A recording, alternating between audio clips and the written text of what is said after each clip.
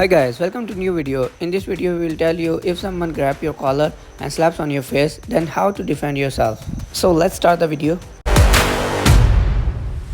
As soon as he grabs your collar and starts slapping on your face, then you immediately raise your elbow and save your face.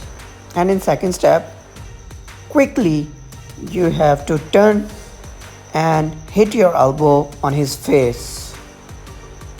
And then lock his arm and punch on face. So let's show you how to do it quickly.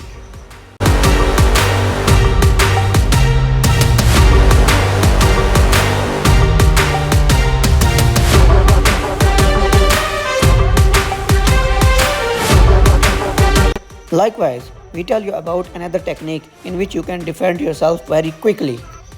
If he grabs your collar with both hands and threatens you, now you have to hit your knee on the weak point of his thigh. Then he will leave you immediately because of the intense pain.